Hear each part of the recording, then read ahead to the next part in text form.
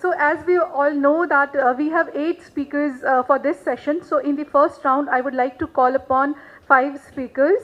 The sequence which is given here is Mr. Abhijit Bora. I welcome you, sir, to please join us over the stage for SME. Amrit Sen will speak in English. Please join us. Jitendra Srivastava, who will speak in Hindi, and Krishna Manavali, Kannada. Each participant has 10 minutes, more or less. I mean, you can just adjust, but it's 10 minutes per candidate. So I would just introduce the session. यथार्थ कभी भी स्थिर नहीं रहता तथा एक साथ विपरीत यथार्थ भी उपस्थित हो सकता है.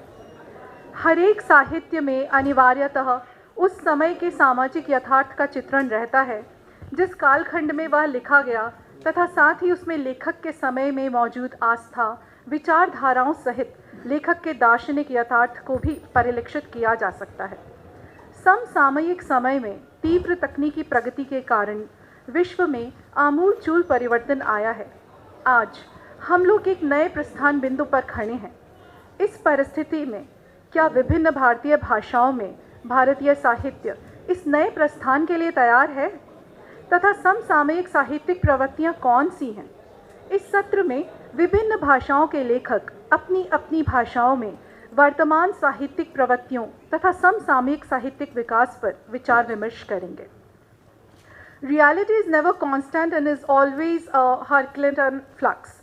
Literature reflects essentially the social reality of the times in which it is created and also the psychological reality of the author along with the belief systems of the times of the author.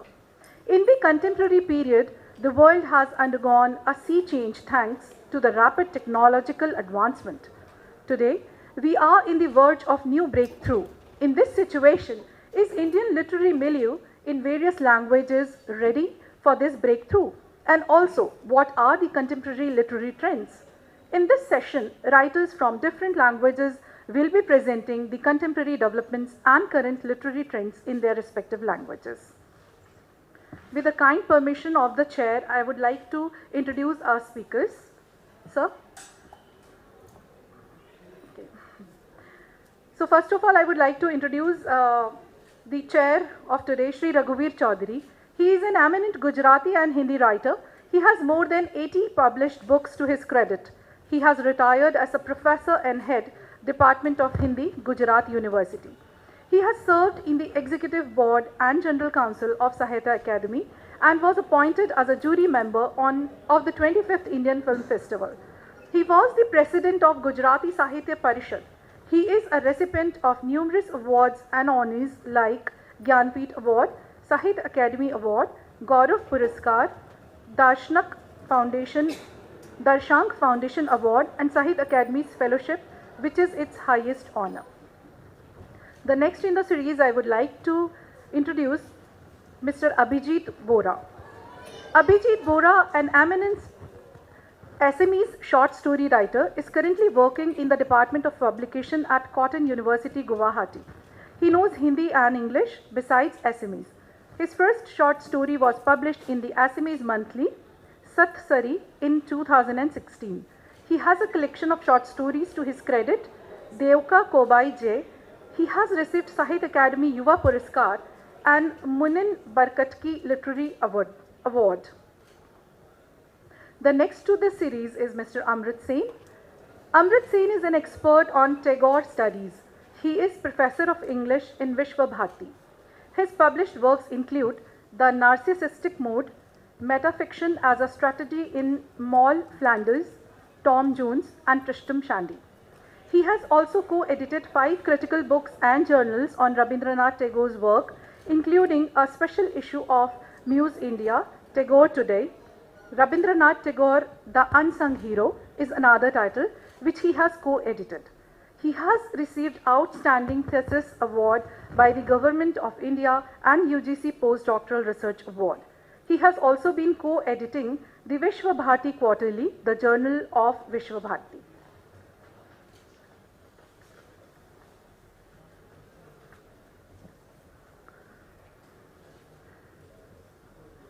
Our next speaker is Shri Jitendra Shrivastava. He is an eminent Hindi poet and critic. He also writes in Bhojpuri. Presently, he is Professor of Hindi in School of Humanities, IGNOU. He has several published works of poetry and criticism to his credit. He has also edited more than 10 books. Many of his poems have been translated into English and other Indian languages. His long poem, Son Chiraya, has been adapted into many stage plays. He edits the literary journal Umeed and Nai Umeed. He is a recipient of Bharat Bhushan Agrawal Samman, Devi Shankar Avasthi Samman, Kriti Samman, Ramchandra Shukla Puraskar, among others. And the last but not the least over the stage is Krishna Manwali. She is currently Professor of English at the University of Mysore, Karnataka. Krishna is a literary critic and translator who works in English and Kannada languages. She has published and presented papers at major international venues and given talks at prestigious literary festivals in India. A former member of the English Advisory Board of the Sahitya Academy, she has translated many works of the Gyanpith Award winner Chandrasekhar Kambal, and she has received Karnataka Sahitya Academy Award for her translation of Karimai. So with this, I hand over the session to the session chair, sir. Well, I am Dr. Monica Singh. I am PhD in English Literature, Dean Humanities and Liberal Arts in Scope Global Skills University. Along with that, I am Director of Training and Placement Department for all the technical and non-technical students, Bhopal. And a spiritual seeker, firm believer of God and a spiritual seeker. Thank you so much. Thank you, sir.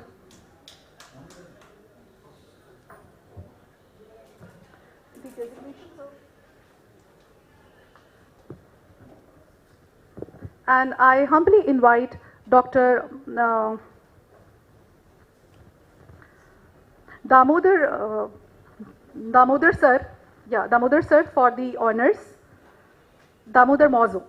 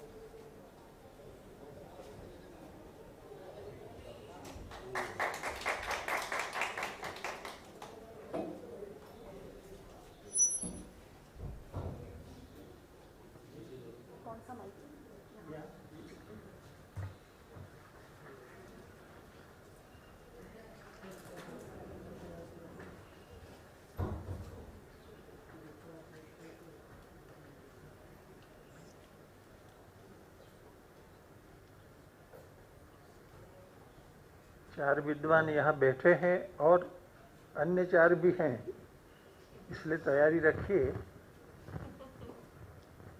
सवाल ये है कि कितने समय में ये गोष्ठी पूरी हो। मैं तो लंबा नहीं बोलूँगा, वैसे पूरा 1 घंटा भी बोल सकता हूँ, पढ़ाता रहा जिंदगी भर यही। तो 2 मिनट में बात करूँ। स्वातंत्र संग्राम के बाद देश के अधिकांश विभागों में, भाषाओं में नव जागरण शुरू हुआ। गुजराती में नर्मद दलपत और हिंदी में भारतेंदु, इनके नाम से युग भी पहचाने जाते हैं। लेकिन मेरा निजी ख्याल ऐसा है कि भारत में नव जागरण ज्ञानेश्वर से शुरू हुआ। ज्ञानेश्वर जिन्होंने गीता का अपने समय के लोगों के लिए अर्थ किया। 4 भाई, 3 भाई और 1 बहन, उनकी जीवनी भी अद्भुत है।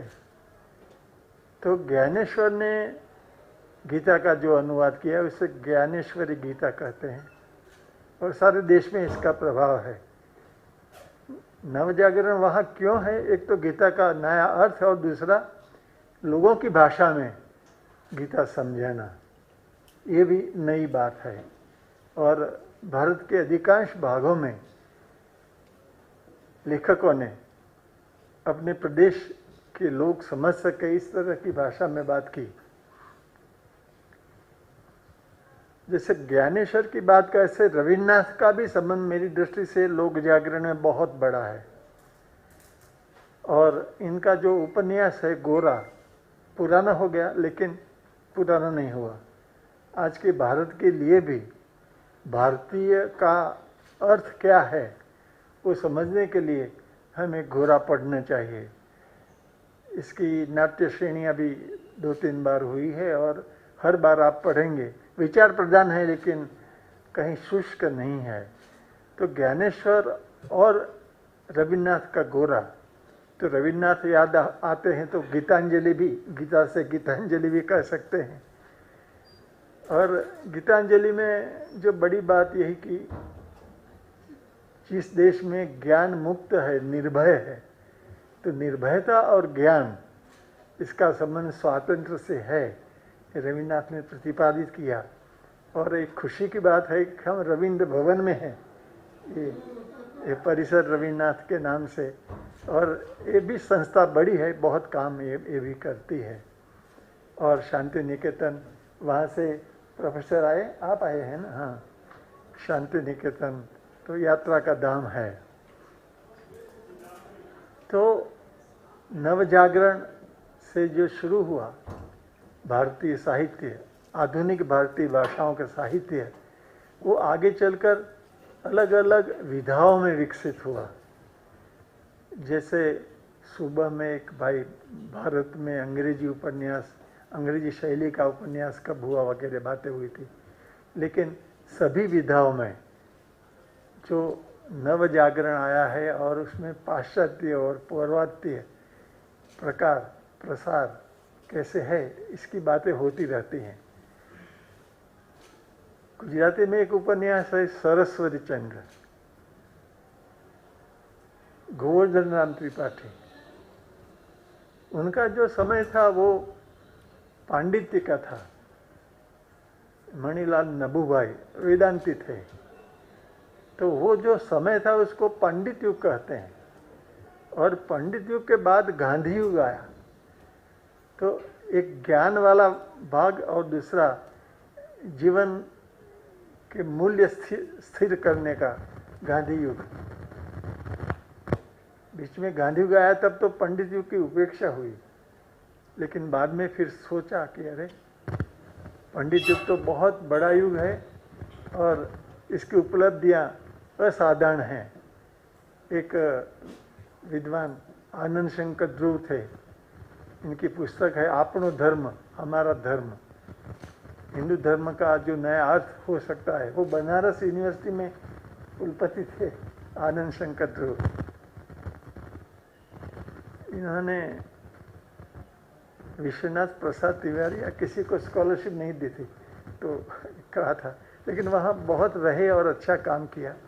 और उनकी बातें जब नामवर जी करते थे तब कुछ जो विशेषताएं थी वो बताते थे।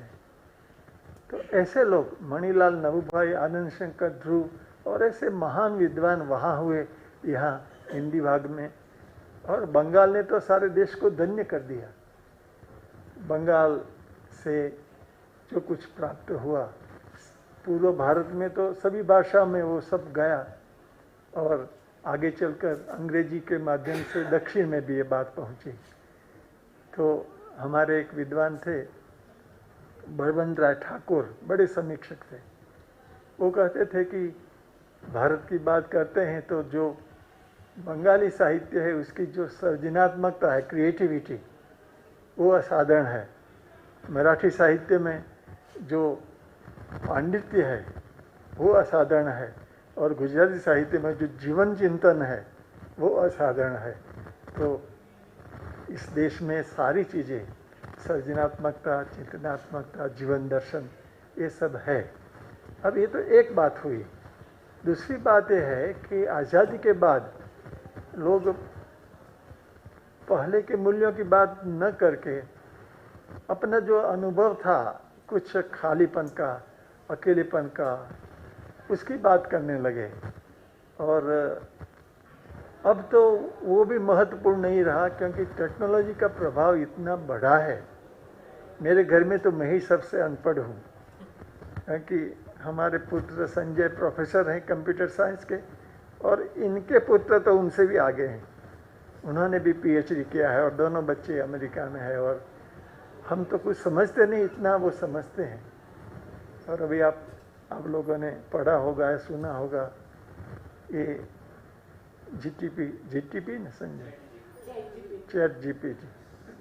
तो आपको जो कुछ जानना है, कुछ लिखावट चाहिए, तो उसे कहिए और जीपीटी आपको दे देगा। अब ये जो है आर्टिफिशियल इंटेलिजेंस, इसका अनुवाद आप अपनी भाषा में जो करना हो कीजिए। उसका ये युग है, उसका प्रवाह है। जो सारे ट्रेंड्स हैं वो कंप्यूटर साइंस के हवाले हो गए हैं। और चिंता दुनिया के सुचिंतकों को चिंता है कि कंप्यूटर साइंस के अतिरिक्त विकास के बाद ये कलाएं हैं, साहित्य है, उसका क्या होगा। क्योंकि सारी कलाएं भी पराधीन होती जा रही हैं। ये कंप्यूटर साइंस फिल्म भी बना सकता है, एक्टर भी खड़े कर सकता है, जो भी है। लेकिन ये आज का जो विकास है उसकी तो हम बात ही नहीं कर सकते। हम ज़्यादा नहीं जानते, आप में से कुछ जानते होंगे, लेकिन वो कहाँ जाएगा, किस रूप में जाएगा, पता नहीं। लेकिन हमारे यहाँ हमारी भाषाओं में पहले स्वातंत्र्य के लिए हम लड़े, स्वातंत्र्य हमारे लिए एक बड़ा मूल्य रहा। फिर कुछ समय के लिए हम समाजवादी हुए। आज फिर भारतीयता को अपने ढंग से समझने का प्रयत्न कर रहे हैं। लेकिन मेरी दृष्टि से भारतीयता को समझने के लिए ज्ञानेश्वर और रविन्द्रनाथ सर्वोत्तम है। उनको आप समझेंगे तो संकीर्ण आप नहीं हो पाएंगे। और फिर ये जो सारी विधाएं, कहानी, नाटक, फिल्म, इनमें भी कितने मोड़ आए हैं ये आप सब जानते हैं। तो आप सब अपनी भाषा को केंद्र में रखकर दूसरी भाषाओं के बारे में बोल सकते हैं। अपना अनुभव जितना, मैं तो रात तक बैठने को तैयार हूँ, लेकिन ये जो विदुषी है ना, डॉक्टर सिंह, उनको 6 बजे जाना होगा। वो कहती हैं कि 6:15 बजे तक बैठेंगे। मुश्किल है ये सब चलाना। आश्चर्य होता है कि कैसा आयोजन करते हैं, चलाते हैं। चल रहा है, ठीक है, हम भी प्रयत्न करेंगे। तो आप, मैं तो किसी को रोकता नहीं हूँ, लेकिन आप अपने आप को रोकिए। और आदर्श होगा 7-8 मिनट, और अधिक से अधिक 10 मिनट। मुझे कृष्णा जी ने कहा है कि 10 मिनट कहना। ठीक है, ठीक करता हूँ। आप आगे बैठो ना, कुछ मार्गदर्शन देने के लिए। ये जो है ना, ये कृष्णा किम बहू ने, वो मराठी और कन्नड़ दोनों भाषाएं जानते हैं, कहानीकार हैं और समीक्षक हैं। और बम्बई में थे तो अच्छा था हमारे लिए, लेकिन हम दिल्ली आ गए हैं। तो ठीक है, बहुत विद्वान और अच्छा काम करते हैं। तो हम इस क्रम में शुरू करते हैं। और उड़िया भाषा है ना आपकी?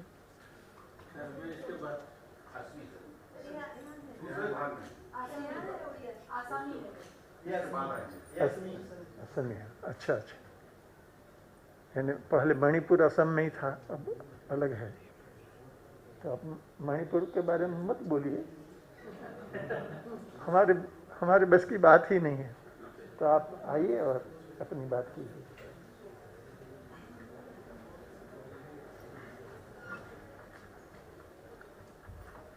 Namaskar. Greetings to all of you, respected chairperson, respected participants. Thanks to Sahitya Academy for giving me this opportunity to present myself in front of you all.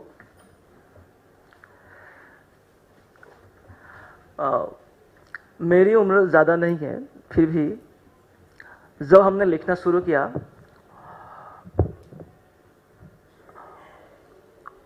वो एक क्षणिक प्रयास था। उस समय से अब तक बहुत कुछ बदल गए। देश में नए नए कानून लागू हुआ, बहुत कुछ बदल गए,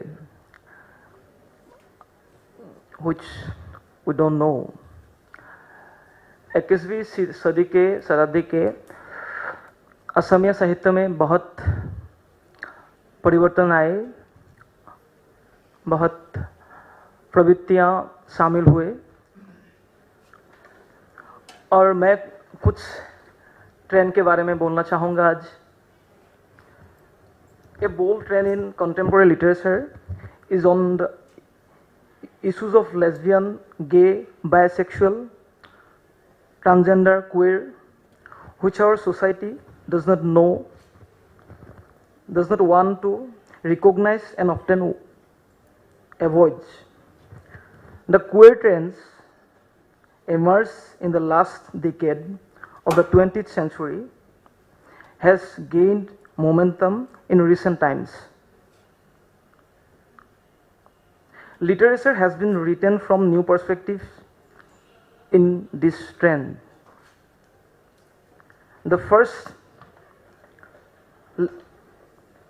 thing that comes to mind when I think of this trend is Mousumi Kandoli's story, Tritiyottor Golpo, the story of thirdness. Homosexuality is not the main theme of the story, but Mousumi Kandoli's attempt to illuminate the mental world of a homosexual person makes the story different. Sanjit Paul Deka, Sanjit Paul Deka's creation, Nukua Kahini, the untold story, also speaks of a young man who approaches another one in search of financial relief and ends up being the victim of sexual assault. At this moment, I would like to mention my story, Prak Kothon, forwarded. Mokon's father tortured him for refusing to marry. Due to this reason, Mokon commits suicide one day. Since gender inequality is a neglected issue in traditional societies, Mokon's suicide is an indication of the prevailing stereotypes.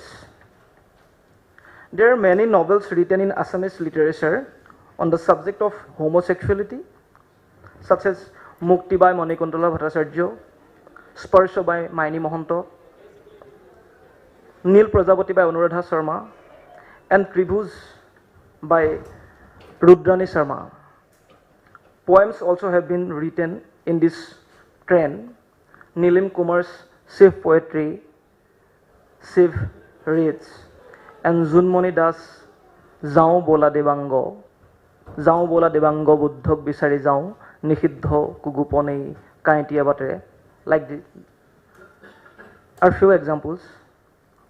Another trend in contemporary Assamese literature is the recreating of folk tales and mythological characters from a modern perspective.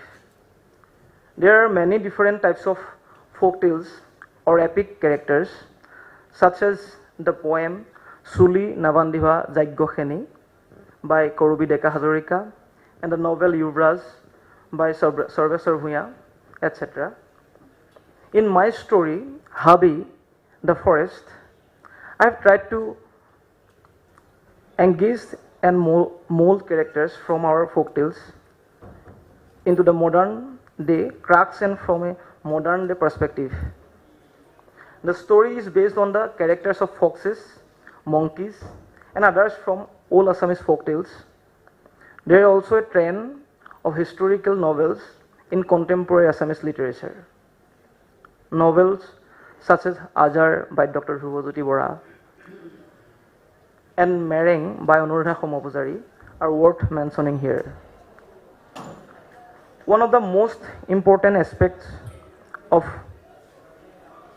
contemporary literature is that the author doesn't show himself. He doesn't reveal himself. The author is neutral. The author has no sides. He does not take any particular stand in his writings. At the end, I would want to state that new trends will continue to come to literature. New literature will continue to create new trends and new perspectives. And literature and culture also will continue to flow like a river forever. Thank you.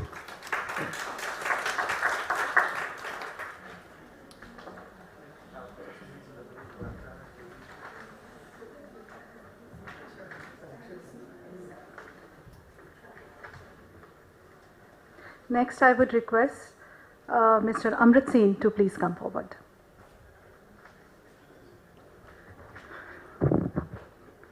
I'd like to begin by thanking Sahitya Academy for allowing me the space to discuss the new trends in Indian writing in English. And I'd like to acknowledge my great gratitude to the chairperson, who is a Gyanpith winner and who's just mentioned two very important things about Tagore. The first thing is, what is India? Who constitutes India? And the second is, how have they been represented? If this is the age of modernity and post-modernity, what has been the representation of it? Now, when I thought about what to talk about, I saw a host of themes had already been discussed. Eco-criticism, for example, gender rights. So I'd like to focus on one aspect of Indian writing in English which has not been talked about so much, and that is writing about travel.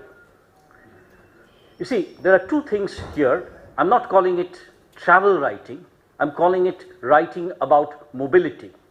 Because as we recognize now, not only people travel, ideas travel, objects travel, plants travel, and very importantly, there's a travel of, there's an entire infrastructure and network which facilitates this travel. If we think about Tagore's poem, Bharat Tirtho, for example, what does Rabindranath say India is formed of? Several and series of people traveling to India, merging within it and forming the Indian ethos. The other thing that Sir had already pointed out is how texts travel. So I'd like to talk about this concept of mobility through four very important texts, and I'll sort of discuss why I think this to be important. When we talk about travel writing about India and how India has written itself within travel, we talk about mostly urban travel, travels to city centers. We talk about a certain class of people traveling apart from pilgrimages, of course. But who are the other people who also travel, who are invisible? And what does mobility studies do in making them visible? This has been the focus of some very interesting travelogues based on India, and I mentioned four travelogues here. The first is the travelogue Chai Chai by Vishwanath Ghosh, printed 2009. Samant Subramaniam's Following Fish, 2010. Rajat Ubhaykar's Truck Day India. This was published also in 2019. Madhu Veena, A Woman's Journey Through India. This was also 2019. And the last, of course, which has just been published, is Amitav Ghosh's Smoke and Ashes. Now, both Ghosh and Ubhaikar move out of the urban bias of travel narratives to look at the sheer networks and mobilities of Indian travel through the railways and the highways, which they classify through a common metaphor, the arteries of India. In fact, when Vishwanath Ghosh talks about Chai Chai, this is a very interesting travelogue which talks about the stations where you stop but you never get down. For example, Mughal Sarai, Itarsi. So he talks about Indian railways as taking you through the vast fields, villages, small towns is where the real India lives. And he also talks about the railway reservation chart which we have all filled out, which he says is the most democratic document of all India.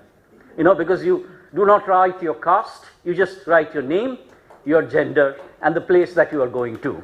So that's a very interesting way in which, you know, the railways is seen as creating a mobile India where everybody can be an equal stakeholder. Of course, there are different classes of railway travel. He also talks about railway travel as, and if you are traveling over the railways, as the different food cultures that the railways have. You go to South India, you have the idlis, you go to North India, you have the baras, and so on and so forth. So, also important to understand is also how the railways transports goods, people, and so on and so forth. Now, Ubhaikar talks about the truck drivers who constitute the great economy of India. In fact, these are the invisible people whom we had never really talked about. You know, I remember one Sanjeev Kumar film which talked about a truck driver's life. Otherwise, I have never seen them represented on screen or on the page. Now, he says that his project is to explore India not by car, motorcycle, bus or train, but hitchhiking with those who call its crisscrossing highways home, India's much maligned, or as my friend warned me, deviant truck drivers. You associate truck driving with a kind of criminality almost in many cases. Now, he talks about the places which make travel possible, mobility is possible, the dhabas, where you arrive and depart but you never linger, the workshops where the actual bodies of the trucks are built. He also talks about the relationship between the truck drivers and their sexual urges, for example, you know, the economy of prostitutes that this entire network of travel creates. Also, very importantly, the network of nasha or drugs, you know, sort of moving through the trucks from one part to the other. Very importantly, it also talks about two other interesting things, the economy, the black economy that it sort of generates, which probably the Notebandi was trying to curtail, the corrupt RTO officials, and also the money changing hands where you have, you know, terrorists who, or, you know, local Naxal leaders who want money to let the truck drivers pass. So it's very interesting in the way in which these people become the focus of the travel narratives. So these are two travel narratives which are lumping mobility, materiality, and people and goods seen through the lens of travel. Samant Subramaniam, I'm a Bengali, so I'll now move on to fish, right? Moves away from the terrestrial bias and the sort of people bias of travel to following fish travels across the Indian coast. So he goes to places like Bengal with its culture of hilsa. If anybody is here from Hyderabad, there's this custom of swallowing a fish to cure your asthma. You know, you have Kerala where toddy and fish curry are punched together in a kind of a dyad. And it shows how, you know, ways in which the commodity of fish, and this is something which I once upon a time thought about, what makes India India, what makes it tick, the way in which we consume our fish in different ways, but we consume fish all the same. Now, it also talks about how the decline of fishing, the rampant exploitation of the environment has led to erstwhile fishing centers like Goa, you know, change completely in its economy towards a tourist-based economy. So all the fishermen in Goa now have become basically hirers, buy motorcycles on hire. So interesting is the way in which the fish becomes the method of journey through which the changing India is described. Now Madhu Vina talks about, and this is something also very interesting, how many women's travelogues have you seen? He talks about the difficulties and materialities of a woman's travels across India. She provides essential tips for solo female travelers, details of packing, tips and tricks for the safety of women in booking hotels and transport, the degree of familiarity with strangers. How familiar with strangers can you be in India?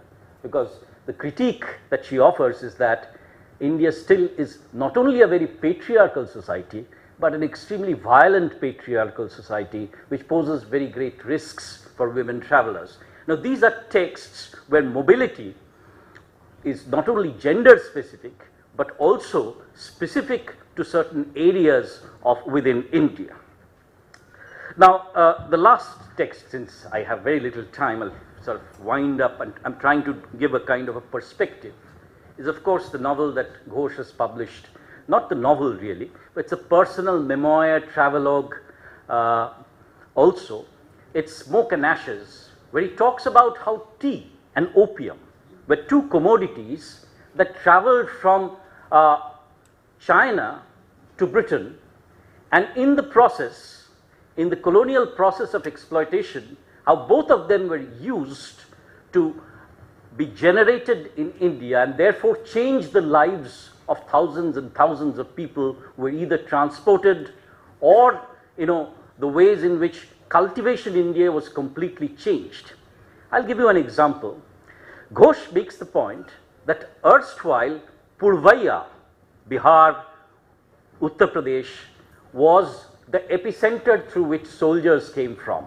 Now when the resistance to the British generated or was concentrated in these areas, then the British shifted to Punjab, and therefore the development of Punjab, its agricultural systems, and so on and so forth. So you see, mobility is not restricted merely to goods passing.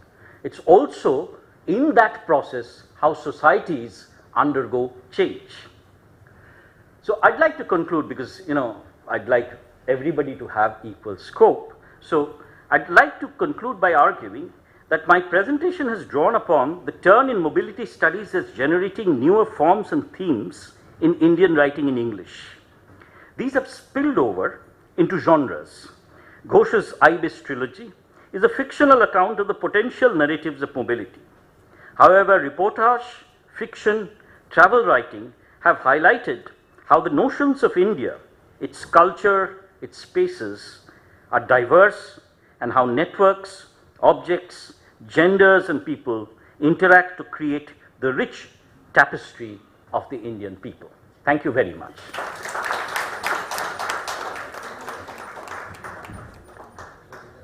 Thank you so much, Mr. Sen. Now I would like to call upon Mr. Jitendra Shrivastava for his address. Jitendra जी हिंदी के वरिष्ठ कवि और समीक्षक हैं।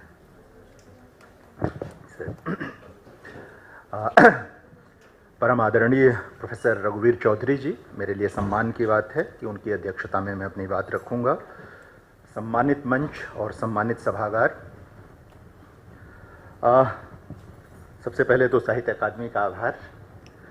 और एक तरह से अपने आरंभिक वक्तव्य में नवजागरण का जिक्र कर रहे थे आदरणीय रघुवीर चौधरी जी, और ये सही है कि नवजागरण ने भारतीय साहित्य का, सिर्फ हिंदी का नहीं, भारतीय साहित्य का जीव द्रव्य बदल दिया था। प्रोटोप्लाज्म पूरा का पूरा बदल दिया था नवजागरण ने।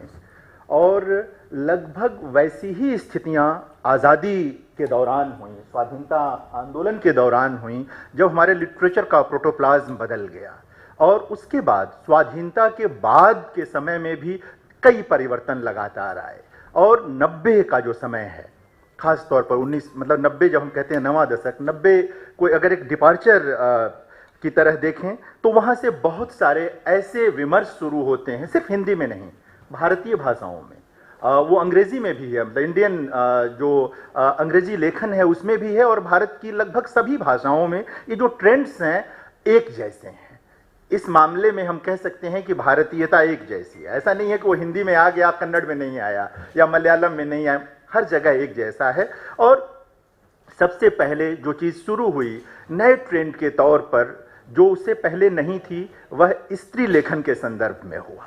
स्त्री लेखन के संदर्भ में वो नवीनता आई। पहले भी स्त्रियां लिख रही थीं, और ठीक से लिख रही थीं।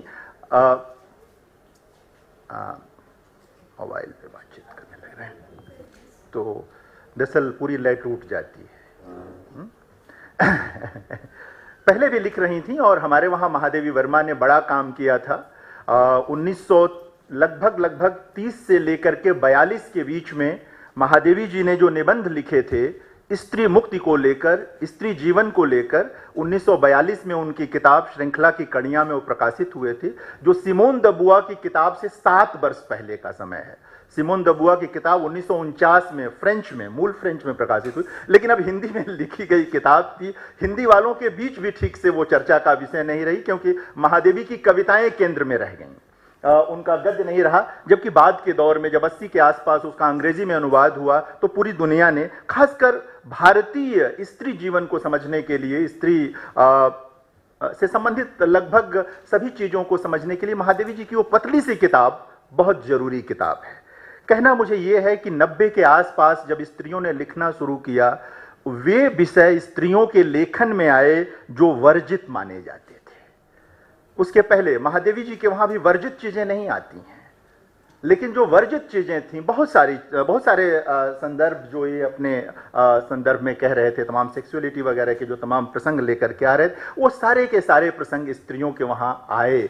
और अब ऐसा नहीं कि फुहड़ता के साथ आए, ऐसा नहीं कि उसमें कोई अश्लीलता है, बहुत सलीके से आए, प्रश्न की तरह आए, और उन्होंने अपनी उपस्थिति दर्ज की। एक तरह से ये दूसरा नवजागरण था स्त्रियों के लिए, दूसरे नवजागरण की तरह था। एक समय वह था जब पितृसत्ता के भीतर उन्हें मनुष्य का दर्जा एक तरह से हासिल हुआ, और ये दूसरा था जब मनुष्य के रूप में उन्हें अपनी बात कहने का हक एक तरह से अर्जित किया उन्होंने। मिला नहीं, किसी ने दिया नहीं। दूसरी चीज ये वही समय है जब पूरे भारत, मतलब मराठी में तो बहुत पहले आ गया था, कृष्णा जी उधर रह गए, हिंदी प्रदेशों में अंबेडकरवाद का गहरा प्रभाव होकर के आता है। दलित साहित्य जिसे कहते हैं, अंबेडकर का गहरा प्रभाव, और अंबेडकर से संबंधित जो लिटरेचर है अंबेडकरी विचारधारा से, उसने एक बड़ी जगह बनाई है हिंदी में। एक नया ट्रेंड था हिंदी के लिए। उसके पहले भी दलित जीवन था, साहित्य में दलित जीवन था, वो प्रेमचंद के समय में था। उसके पहले हीरा डोम की कविता है जो सरस्वती में प्रकाशित हुई, भोजपुरी में है। लेकिन दलित वर्ग के लोग स्वयं आए और उन्होंने अपनी बातें कहनी शुरू की। निश्चित तौर पर इसको स्वीकार करने में ही कहिए कि कहना चाहिए कि इसको स्वीकार करना ही ईमानदारी है कि जो बातें उनके साहित्य में आईं, हिंदी साहित्य उससे परिचित नहीं था। वो पहली बार हुआ, वो सारी चीजें, वो अनुभव नहीं था। तो एक तरह से विस्तार हुआ हमारे साहित्य का, जो अंबेडकर की विचारधारा से संबंधित चीजें आईं, एक नई चीज थी ये। उसी के साथ अगर देखेंगे तो थोड़ा और बाद में, चूंकि जुड़ी हुई चीज है, अब पिछले 20-1 वर्षों में आदिवासी लिटरेचर, आदिवासी साहित्य बहुत प्रमुखता से हिंदी में उपस्थित हुआ है। पहले भी आदिवासी जीवन था, गैर आदिवासियों के द्वारा लिखा गया, लेकिन आदिवासी समाज के लोग सीधे आए, कविता में भी, कहानी में भी, यहाँ तक कि विचार प्रधान चीजें उन्होंने लिखी, अपनी एक तरह से वैचारिकी भी तैयार की उन लोगों ने। वो भी एक नए ट्रेंड के तौर पर हिंदी में उपस्थित हुआ।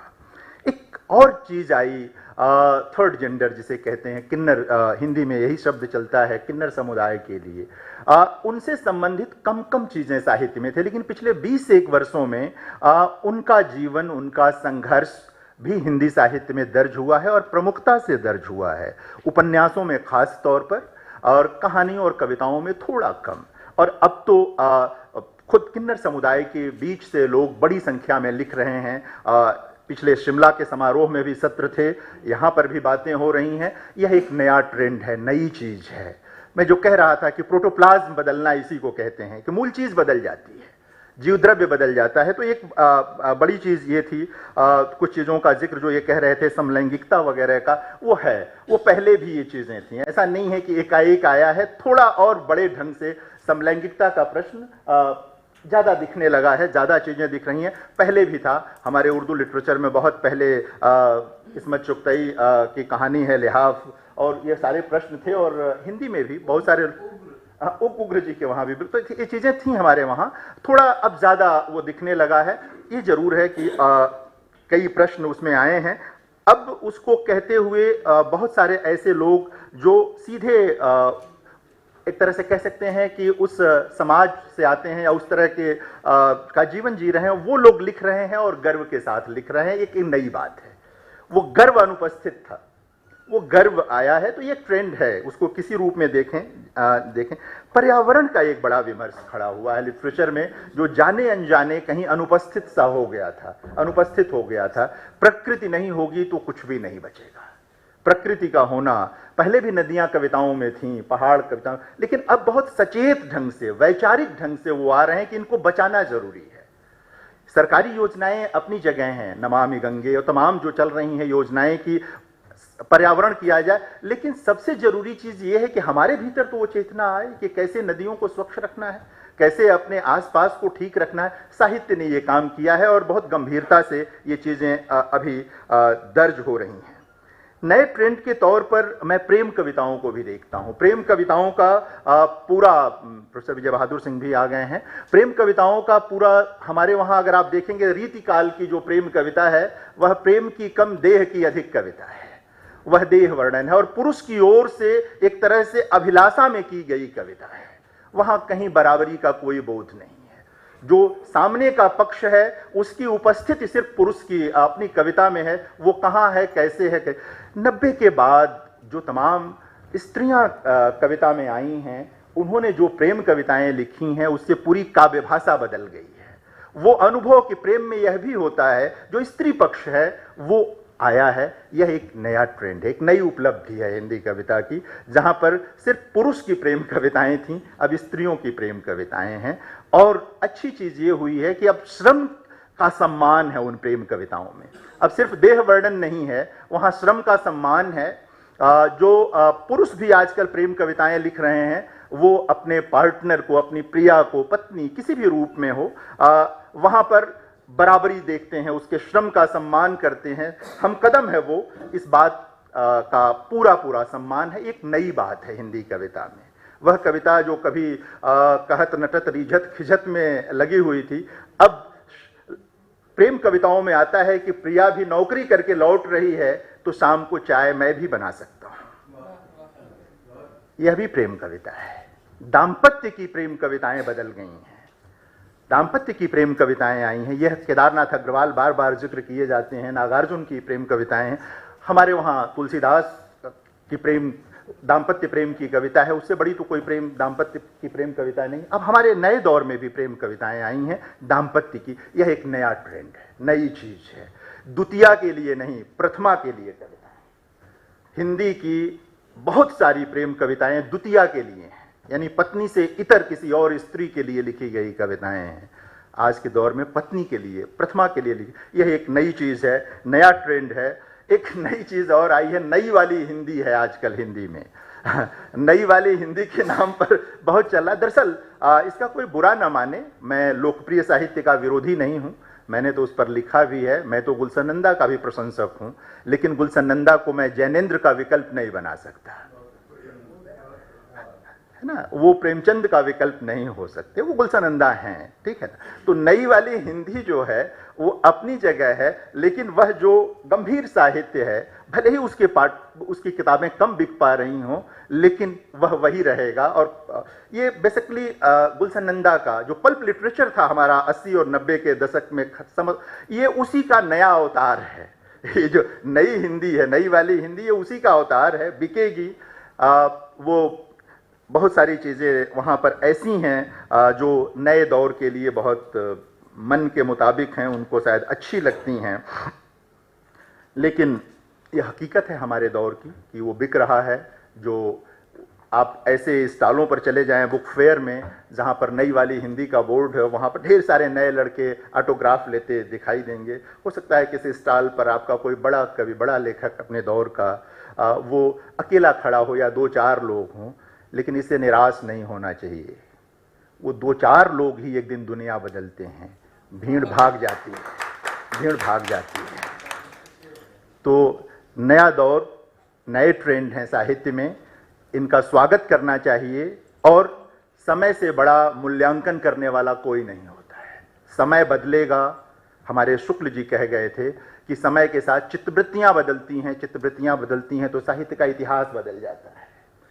समय बदलेगा, चित्त भी बदलेगा, आर्थिक दबाव बदलेंगे, राजनीतिक दबाव बदलेंगे, तो साहित्य भी बदलेगा।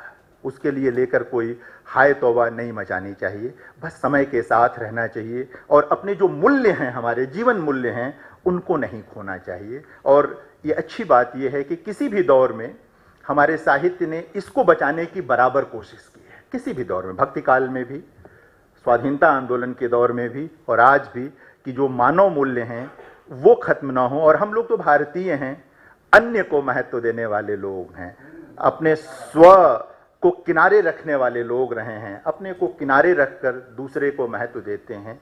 और हमारा साहित्य भी यही करता है। तो यही हिंदी के भी नए ट्रेंड्स हैं और कमोवेश मैं कह सकता हूं कि ये भारतीय साहित्य के भी ट्रेंड्स हैं। धन्यवाद।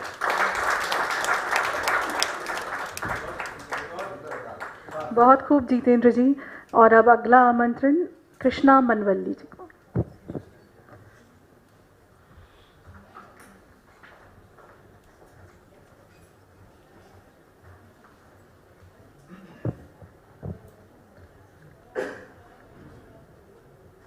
Good evening to you all. It feels very good to be here to be talking about the new trends in Kannada literature. But given the time frame that we have, I'd like to talk very briefly about some of the major movements and major moments in Kannada literature. I'll only focus on some of the recent trends of the past few years, COVID, pre-COVID, and post-COVID majorly. Kambar's Ruritania includes everything: gods, myths, demons, dreams, tragic love, and terrible destiny, alongside tractors, co-op societies, environmental concerns, or global business enterprises. These are the very insightful and fascinating words of the internationally renowned Sarod Maestro and an important cultural critic of our times, Pandit Rajiv Taranaki, who talks about the global component or the global elements in contemporary writing, including the writings of one of the finest myth makers and the Gnanpith awardees of Kannada literature, Dr. Chandrasekhar Kambar. As a translator who has translated many of his works, I have been again and again fascinated by the way in which he makes myth contemporary, right? And when I think of the major works in the past few years, there are 4 works that stand out for me. One is Dr. Kambar's Mahmood Gawan, which I translated. Then again, there is Girish Karnad's Rakshasa Tangadi and Vasudendra's Tejo Tungabhadra, and also Chand B. Sarkar by, again, Dr. Chandrasekhar Kambar. What's very, very important about all these works is the manner in which they engage with history and myth. This is a kind of a trend that I see becoming very, very important of late, like issues of history, modernity, colonial and neo-colonial enterprises that have seeped into our cultures, and then the sort of global and very cosmopolitan concerns that surface alongside the need to draw upon local and native and very indigenous, sometimes subaltern histories and our cultural roots. Now, these kinds of works have become exceedingly important, especially in the terrible times of the COVID world, where the sort of exigencies and urgencies of these COVID times can be seen in the manner in which Kannada writing goes increasingly digital. Now we have so many of those Kannada digital platforms like Avadhi, which is a Kannada literary journal, and then there is Book Brahma, which is a platform for digital critique and digital writing of Kannada works, and then there is Kenda Sampige, where it is a platform for book market. It's a book market platform for critique and also for creative writing. So this digital wave in Kannada literature is something that is fascinating, and I think it became very, very popular during the COVID times, very obviously, because there is always an urge to communicate. There is always an urge to reach out to others, and there is this urge to express ourselves in the most difficult of circumstances, and perhaps more so than you need to reach out of yourself. You need to make this kind of a communication with the others. So this is something that I see very, very importantly in Kannada writing of late. And then some of the works which got translated, these are works written earlier, but they got translated very interestingly around the time of COVID. One is Girish Karnad's Togolak. And then there is also another translation of mine of Dr. Kambar, Rishishringa, a work that was written long ago, but this is something of a fertility god myth, which is of course, very, very particularly located in the wasteland world of today. So, and it's interesting also to see how Camus' Plague gets translated by H.S. Raghavendra Rao around this time, and there is Nagana who translates Engugi's Weep Not Child. It's very crucial and very revelatory to see how particular works get translated or particular works get staged during these times. And a lot of theatre activities also happened during the COVID time, and there were workshops, theatre critiques and theatre discussions which happened online. And another interesting factor is how we can also think about what is happening with not just the books being written or the critiques or reviews of books being done, but then as Venkat Mani, an important cultural critic, tells us, we have to be very, very careful and pay a lot of attention to what's happening to the mediation in the literary world. What about all those mediators, the publishers, the booksellers, the literary agents, the festival organizers, the web social media pages, and then all those awards instituted? In this context, I have been very, very interested in seeing how there's a new trend and a new thrust where translations and translators are becoming increasingly visible. That makes me feel good because, I mean, I'm in the business too. But there were times when a translator would hardly figure in a review, and just as an afterthought in the last line, so-and-so translated the work. But the sad state of affairs seems to have changed just a little bit. And you have awards instituted for translations, national awards like, of course, the JCB, or international ones like the DSC, which Jayant Kaikini, a very important Kannada writer, won recently. And then, of course, we have awards instituted by the Bhasha Pradhikara and the Academy, of course, and also the other cultural organizations where important writers in Kannada like Vasudendra, Kambar, Kaikini, and S.L. Bhairappa have been recently translated into not only English but multiple other Indian languages. On another note, I would also like to think of how, on the one hand, the translators are becoming more visible, and how visible have the writings become when you look at the global literary scene. On the one hand, the global is very much palpably present in the current Kannada writing, but how palpably present is Kannada writing in the global scenarios? Just a few years ago, it was almost a decade ago in fact, I was teaching this very, very trendy course called Global Literary Studies when I was in the US. And I wanted to make my brand new global lit syllabi. I see that again and again and again. There are only a few writers from few languages, few regions who are visible there in that global lit studies or the global lit canon. Unfortunately, the canon has already been established. You see a lot of Anglophone writers, and especially when you think of how Indian literatures are exported to the academia outside India, outside of India, what you see mostly is these works get studied within the post-colonial rubric, which is also increasingly Anglophone. So what happens to all those very rich, fascinating, rich, brilliant kind of works which come out in Indian languages?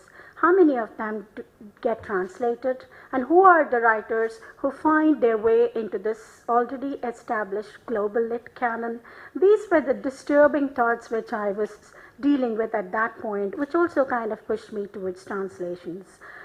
But yeah, now when we see how this idea of the global lit is in itself a very problematic one, which in one fell swoop gathers together all the literary traditions across the world, how visible is Indian literature? How does Indianness get defined within these canons outside of India? How does Kannada-ness gets defined within these canons? What happens to the marginal writings which emerge from all these Indian languages and in all these Indian linguistic and literary traditions? These were the questions which I was disturbed about. But I do see a change, a market change in this scenario of late because of the many translations which have come up. We still have a long way to go, but we have traversed some way, I think. And there are, of course, interestingly, a lot of autobiographies which are coming from marginal contexts in Kannada literature, the marginal locations from which these emerge, and the fact that they're also getting translated into English and they're becoming more visible in the global scenarios makes it a very, very heartening kind of a trend. The Dalit autobiographies and then the autobiographies which come from other marginal locations like Managara, Samboli, and then Mudna Kuchinnaswamy's recent autobiography which got the Academy Award, and Uru Sagaravagi, which is not an autobiography but which is a remarkable collections of poems by the late Dr. Siddhalingaya, one of the most important Dalit poets, who talks about a new Dalit selfhood in these poems. It hasn't been translated yet, but I am planning to translate that.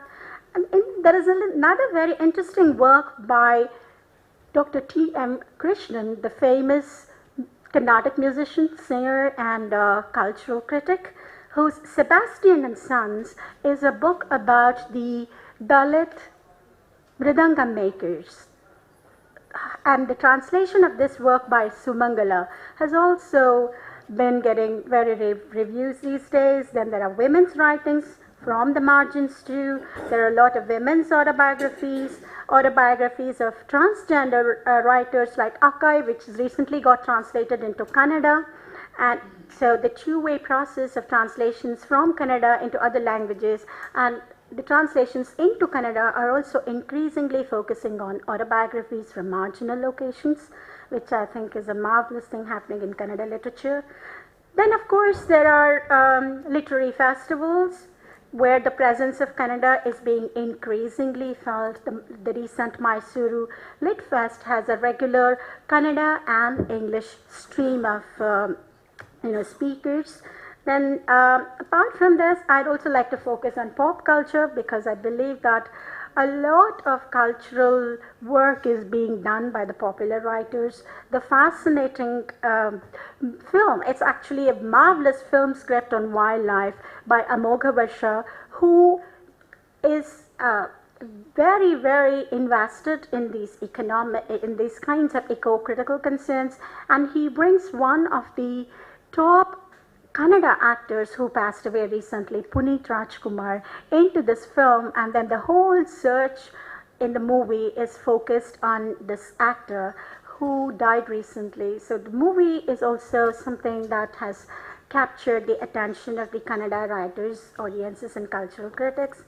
Then a lot has to be said about the publishers in Kannada, Ankita, Navakarnataka, and then Abhinava and Manohara Granthamala. All these are centers and intellectual hubs where not only book publishing, but a lot of book talks, book discussions, and then a sort of platform for discussing books happens. And they too are increasingly invested in translations and bringing out writings from the marginal locations in the Kannada land. I think I'll end it here. There is a lot more to say, but probably I'm some of it. Thank you so much, Krishna Manvalli. Now it's time to call upon other distinguished speakers today. I will speak with start with Ajay Kumar Jha. Please.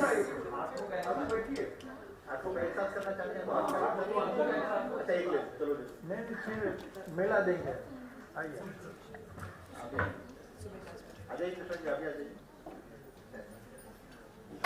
उनका अलग ही रहेगा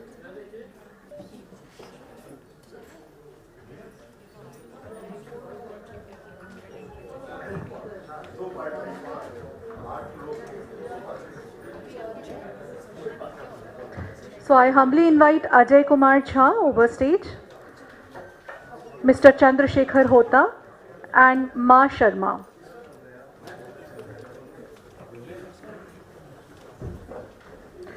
And I invite Mr. Arun Kamal, distinguished Hindi poet, to please do the honors for the facilitation of our guests. Shri Arun Kamal.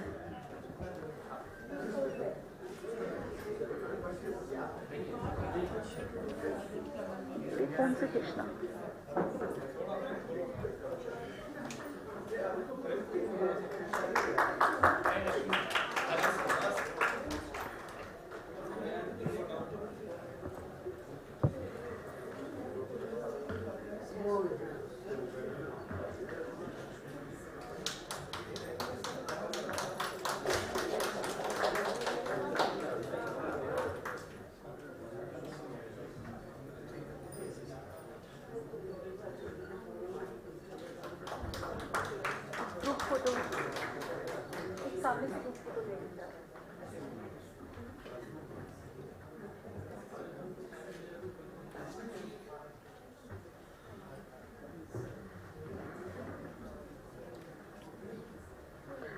Ajay Kumar Jha is a noted writer. His publications include भारतीय इतिहास के कुछ विषय, आधुनिक बोडो भाषक छोट छोट किस्सा पिहानी, प्रथम स्वतंत्राय समर आ डेली. He is managing editor of Maithili Lok Manch, a quarterly. He is an expert panel of NCERT PM E-Vidya program, DD Kishore Manch TV channel. He has participated in many national and international seminars. He is a recipient of Dr. Radhakrishnan Memorial National Teacher Award, Mithila Gaurav Samman, Rashtriya Shikshak Samman, National Teaching Excellence Award, among others. Next speaker is Chandrasekhar Hota, who is a noted Odia writer. He has 9 publications to his credit. He is on the editorial board of Odisha Sahitya Academy's literary magazine, Konark, published in English and Odia. He has been regularly contributing articles in Odia magazines and newspapers. He has participated in several state and national level literary programs. He is working as Deputy Superintendent of Police in Nabarangpur, and he is a recipient of Matkhai Samman, Suchitra Prabandh Samman, Bana Surbhi Sambardhan Swatantrata Saraswat Samman, among others. Ma Sharma is a senior journalist. He is a graduate in science and literature. He has a vast experience of 33 years in journalism, in print, electronic and digital media, both in Telugu and English language. Currently, he is the managing editor of the oldest Telugu daily established in 1908, Andhra Patrika. So this was all about the introduction, and with this I would like to call upon our first speaker of this session, Mr. Ajay Kumar Jha, for his address. Thank you.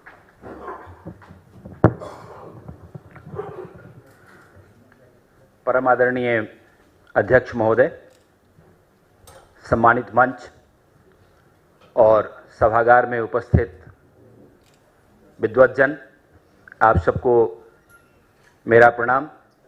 खास करके मैथिली के मूर्धन्य विद्वान और मेरे अग्रज जो यहाँ मेरा मनोबल बढ़ाने के लिए उपस्थित हैं, आप सबकी उपस्थिति को मैं प्रणाम करता हूँ। साहित्य अकादमी का धन्यवाद करता हूँ कि आप जैसे सुधी श्रोतागणों के सामने मुझे मैथिली भाषा में जो समकालीन साहित्यिक प्रवृत्तियाँ हैं उनके विषय पर अपने विचार व्यक्त करने का मौका मिला है। मित्रों, मैथिली भाषा बिहार के 16 जिलों में बोली जाती है, नेपाल के 7 जिलों में बोली जाती है और साथ साथ उत्तर प्रदेश, झारखंड, बंगाल, असम और छत्तीसगढ़ के कुछ इलाकों में भी ये भाषा बोली जाती है। लगभग 9वीं शताब्दी के आसपास इसकी अपनी तिरहुता या मिथिलाक्षर के नाम से लिपि डेवलप हुई, लेकिन आज अधिकांशतः मैथिली के रचनाकार देवनागरी में ही लिखते हैं और उसी में छपता भी है। हालांकि तिरहुता को फिर से जलाने की कोशिश लगातार जारी है। जहां तक मैथिली साहित्य का सवाल है, तो मैं आपको बताऊं कि 19वीं शताब्दी के आखिरी दशक तक देखा जाता था कि मैथिली भाषा में कृष्ण लीला, राम और कृष्ण की कथाएं, राधा कृष्ण प्रेम और पौराणिक कथाओं के आधार पर बड़े बड़े मुक्तक, गीत काव्य, खंड काव्य, महाकाव्य लिखे जाते थे। और 20वीं शताब्दी के दूसरे शतक तक देखा गया कि यहाँ कथा और उपन्यास, कविताएं भी लिखी जाती लगी और इनका भी जो मुख्य आधार था वो पौराणिक कथाओं का अनुवाद या फिर उनका छायावाद था। लेकिन समकालीन रचनाकारों की अगर हम बात करें तो खुशी की बात यह है कि आज का रचनाकार मैथिली में युग यथार्थ को ध्यान में रखते हुए मानवीय संवेदना की बुनियादी बातों को परखता है, देखता है और अपनी रचनाओं में उनका वर्णन करता है। ज्योतिरीश्वर को आदिकाल का अंतिम रचनाकार माना जाता है और उनकी 2 रचनाएं धूर्त समागम और वर्ण रत्नाकर आदिकाल की अंतिम रचना मानी जाती है। लेकिन जब 2017 में महेंद्र मलंगिया शब्दक जंगल में अर्थक खोज, शब्द के जंगल में अर्थों की खोज के नाम से पुस्तक लिखते हैं, तो आदिकाल से लेकर समकाल तक मैथिली साहित्य की निरंतरता दिखती है। उसी तरह से मध्यकाल में विद्यापति पहले रचनाकार माने जाते हैं और जब उनकी लिखित पुरुष परीक्षा को आधुनिक काल में कविश्वर चंदा झा अनुवाद करते हैं मैथिली में, तो मैथिली साहित्य की गतिशीलता दिखती है। विद्यापति के बाद उन्होंने भाषा, विषय और पद लालित्य तीनों के आधार पर जो उन्होंने भक्ति पदावली रची, श्रृंगारिक पदावली जो उन्होंने लिखी या फिर जो उन्होंने वीरगाथा काव्य लिखे, उसका अनुसरण उनकी आने वाली सैकड़ों वर्षों तक रचनाकार अब तक करते रहे हैं। 1857 ईस्वी की जो प्रथम क्रांति हुई थी, जो भारतीय स्वाधीनता की प्रथम क्रांति थी, उसमें जो परिवर्तन हुए उसका असर मिथिलांचल के ऊपर भी पड़ा। जातीय अस्मिता की भावना, जातीय पहचान की भावना और हमारे जो बुद्धिजीवी वर्ग है उन्होंने भी बदलते हुए परिवेश को देखा, समझा और उसके हिसाब से उन्होंने रचनाएं शुरू की। तो इस हिसाब से अगर हम देखते हैं तो लगभग 1860 ईस्वी के आसपास से आधुनिक काल शुरू होता है मैथिली का। और जब ओजस्वी शैली में कविश्वर चंदा झा लक्ष्मीश्वर विलास और वाताहरण की रचना करते हैं तो वहीं से उनको आधुनिक काल का प्रथम कवि मान लिया जाता है। आगे बढ़ते हुए अगर विभिन्न विधाओं की हम बात करें तो 1905 ईस्वी के बाद से देखा जाता है कि मैथिली में पत्रकारिता का उदय होता है, प्रकाशन की सुविधाएं बढ़ती हैं और उसके बाद से लगातार सभी विधाओं में रचनाएं होना शुरू होती हैं। ये एक खास बात है। और अगर हम वर्तमान की बात करें तो हमारे मित्र हैं प्रोफेसर रविंद्र कुमार चौधरी, उन्होंने एक समकालीन मैथिली लेखक कोष का प्रकाशन किया है हाल ही में। 1000 से ज्यादा मैथिली रचनाकार हैं जो आज लेखन का कार्य कर रहे हैं। और अगर हम विधाओं से आगे चलकर विषय वस्तु की बात करें तो लगातार मंच से इस बात की चर्चा हो रही है, मैथिली रचनाकार और मिथिलांचल इससे अछूता नहीं रहा है। भारत की राजनीति हो, यहाँ का भ्रष्टाचार हो, यहाँ की गरीबी हो, मिथिला की सांस्कृतिक चेतना हो, दहेज की समस्या हो, जातियों का विमर्श हो, नारी सशक्तिकरण की बात हो या नारियों का विमर्श हो, पर्यावरण की समस्या हो या फिर किसानों की समस्या हो, आज हर विषय पर मैथिली में लेखन हो रहा है और जमकर हो रहा है। और इन्हीं रचनाकारों की जो बात मैंने की, इनमें से कई तो ऐसे हैं जो बहुविधावादी हैं, बहुविधा पर एक साथ लिखते हैं। मैं कुछ उदाहरण आपके सामने रखना चाहूंगा।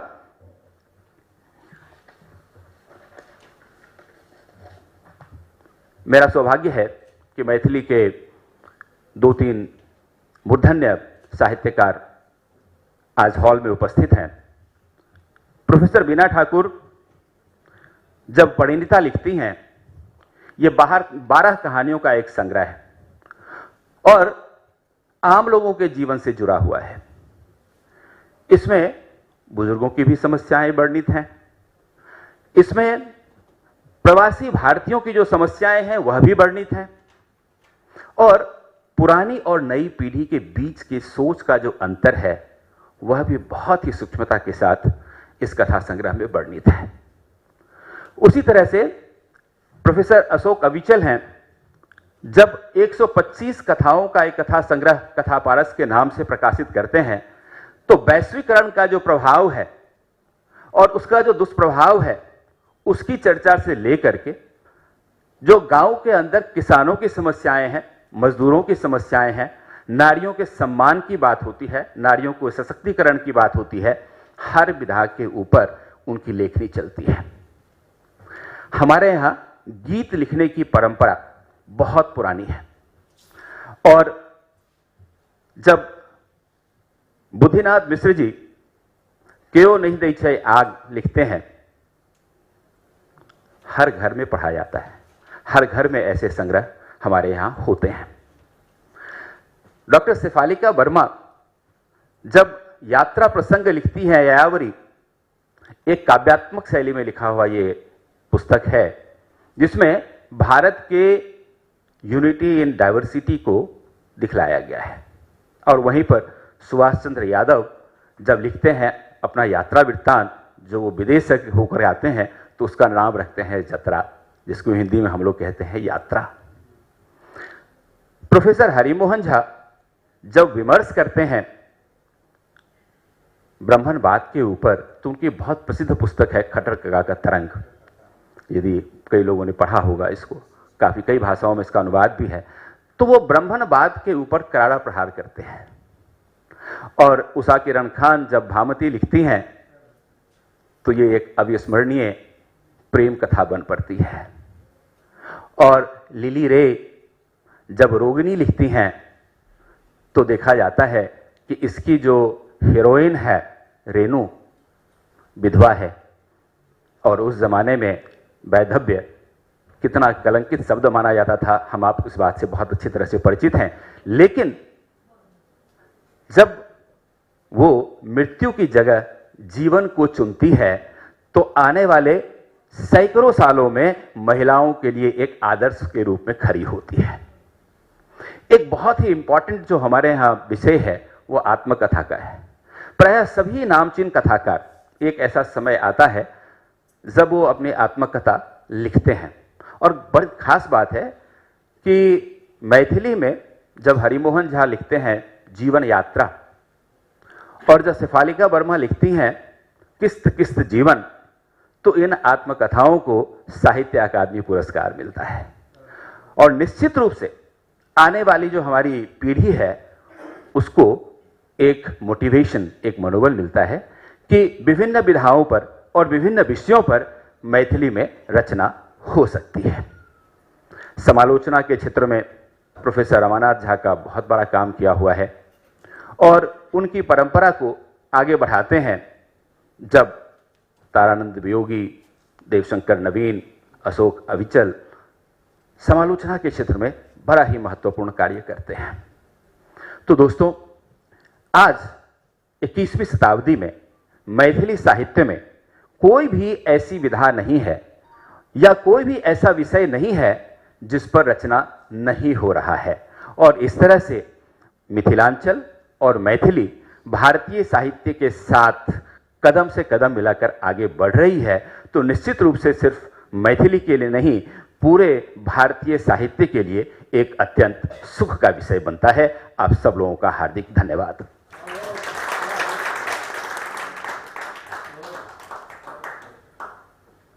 बहुत बहुत धन्यवाद अजय कुमार झा जी। और अब अगला आमंत्रण है चंद्रशेखर होता। आप आएं और अपना वक्तव्य रखें।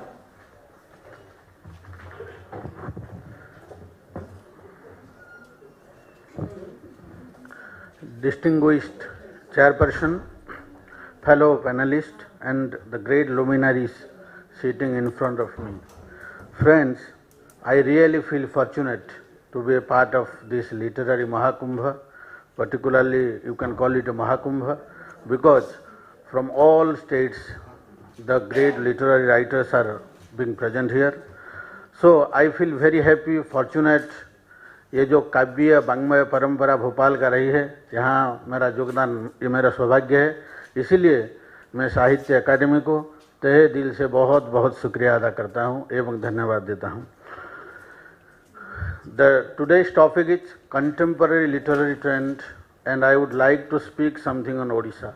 Friends, I will not go in taking names and giving the illustration that this yuga, I will not take the name of Fakirban Senapati, Gopinath Mahanti or Surendra Mahanti or Chandrasekhar Mahapatra, Nilamani Sahu, Gaura Haridas. I will not take anybody's name. I will not take the names of Ramakanta Rath, Sitakant Mahapatra, Rajendra Pandit, J.P. Das, you know already.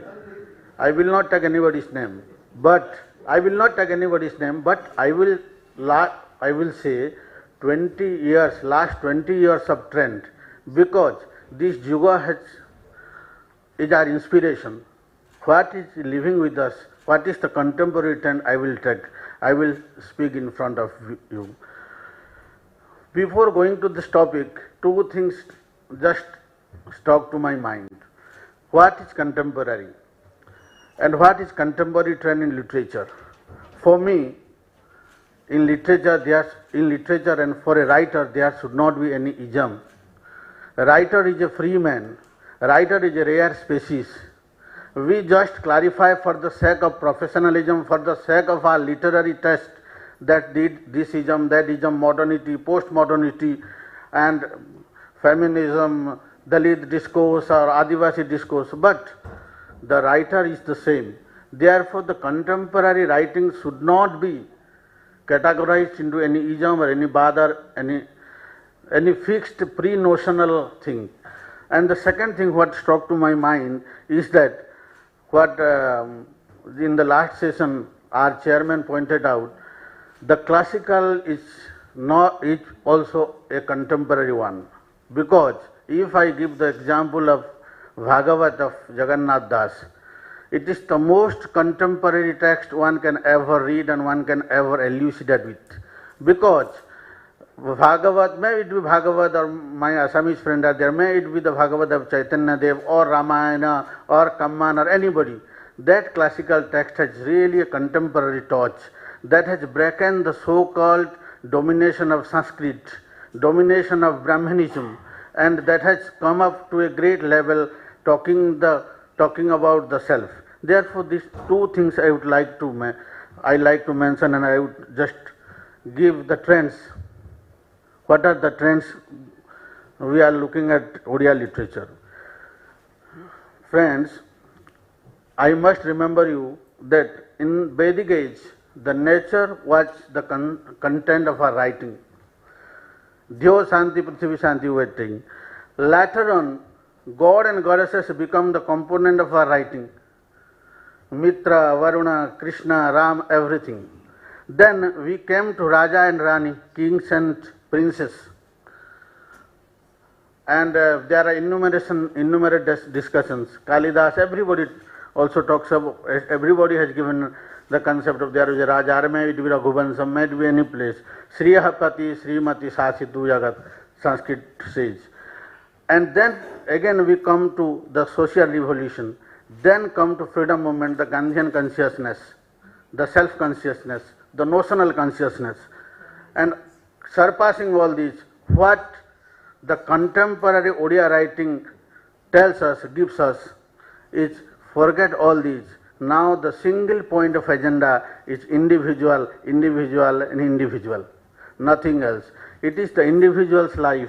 It is the individual's struggle. It is the individual's economic, social, political, psychological struggle. It is the individual's disillusionment. It is the individual's freedom. It is its relation, its complexities. Everything becomes part of contemporary Odia writing. All-time classics are being reappropriated in a different way. So, individual is the key in contemporary Odia writing, and the existential ideas of individual coming to the forefront in a magnificent way. As for the earth, as food is essential, as per the landscape, as dress is maintained as per the climate, and so the literary trend is maintained as per the time, as per the existence of the individual. Therefore, in the contemporary Odia writing, I see more the societal values, more loneliness, more helplessness. You can old age problems and all kinds of issues are being considered here. One of the other trend in Odia language is that so much of voluminous writings are coming to the forefront. I would like to take one name, a man, Saral Das. He has actually collected lots of stories of 2021, published only in Odia magazines. And to the rising surprise, there are 800 stories only published in 2021 in Odia stories, both known and unknown. And publication of these 8,000 stories in the reputed magazines, it embedded in Odia literature, and contemporary Odia literary writings are encountering a new form, a mesmerizing context, a trustworthy presentation, and a genuine expression surpassing age-old enigma. Friends, as one of my friends says, the post-corona and the pandemic has changed the narrative, changed the course of our literature. Now we are not fixed to any death consciousness or anything. Everyone is rising. Everyone is going with a high sense of hope, high sense of aspiration, and that is the part where we are excelling. One more thing, experiments. The experiments are key to contemporary Odia writing. It is, although in all aspects, may you call it Varna, may you call it Sabda, may you call it Bhava, may you call it Bhasha or theme, experiments are going on in an expeditious way, and the newness in plot and themes are the key to contemporary Odia writing. One more thing I would like to say, that now the writings are very simple. People are not using difficult, ornamental or verbose words. How to express our feelings, how to express our feelings, how to express our emotion in a simple words. That is the motto of the contemporary time. You can play with the words using a simple word also. And now the trend is using of simple words. No more jargon, no more ornamental words. This actually makes Odia language very emotive, philosophical, and both the Kavya Bhasha and Gadya Bhasha more beautiful. I will cite one or two lines which I have loosely translated it into English for the sake of larger audience. Recently I was reading, the poems I am reading, all poets are below 20 years. And that's why I am telling it is contemporary. We may draw inspiration from Ramakanta Rath, but all these people are below 20. And I am just one line I am reading. The moon is a pot filled with milk, and night is like a black cat. Abundant like a peel of banana in my separation, I am sitting in the railway station of Bani Vihar. Like a peel of banana, I have been shattered in the separation. All are below 20. The floating white clouds hang in the Vodafone tower. The floating white clouds hangs in the Vodafone tower, like my beloved hangs in my elongated arms. The morning sun takes bed tea with me in the balcony. He keeps all his sorrows, suffering, folding it within his heart pocket, which nobody knows. It is about father. He keeps all his sorrows, suffering, folding it in his heart pocket, which nobody knows. It is about father. So, in the village, an unemployed boy of 21 years writing this. In village there is no job, and in town there is no life, but I do not know why they miss each other so much. Friends, these are the experiments, these are the use of words the most youngest of the young poets are doing in the contemporary time.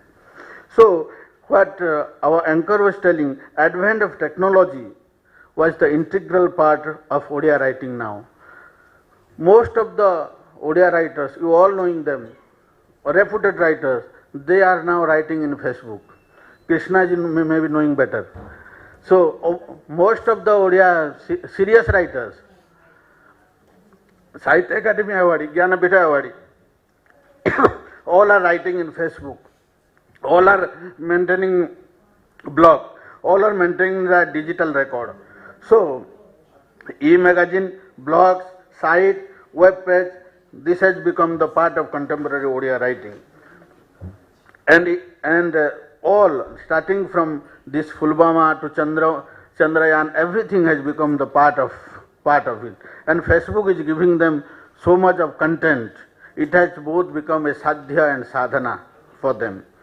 And one of the most striking features of contemporary literary trend, what all other also said, is the openness in expression. Yeah, you must be knowing, in KIS in KIS, Kalinga Institute of Social Science and KIET, there are special programming organized for LGBTs.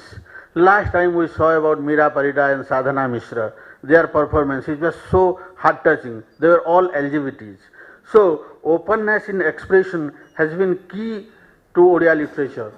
Starting from LGBT to bisexual to divorce to relationship, breakup in relationship, or menstrual pain or marital rape, whatever you say, openness in expression has become key, and private has to some extent become public. As Srivastav sir was telling, it was not vulgar, but rather it was the expression of innermost feeling of somebody which is put in paper. Friends, contemporary literary trend is, especially in stories and novels, are majoritarily based on narrative analysis of character and mind. It is more psychological and individuals put together. It is sometimes poetic and prosaic. To cite an example, as I am a police officer, one of my friends has written a beautiful novel called Bisavriksha, and to write the novel he has to come to my place of work, stayed in a village where ganja is cultivated, how ganja is procured. Now that's why what I am telling, the stories, the novels of Odia writing has become more field-based, research-based, more objective analysis and subjective output. So here you find, just 2 minutes, here you find everything. the story of an engineer, auto driver. Here you can find the people from Banaras doing his work, the foreigner inclined to Odissi dance, everything you find. And the facts and figures are really maintained in a beautiful way. If you read a story where a foreigner is learning an Odissi dance, there you find how Odissi dance is performed also. So the facts and figures are also inscribed therein. Friends, as you all know, Odisha is known for its tribals. Especially in the southern part and in the northern part of Odisha, most of the tribals, they do live.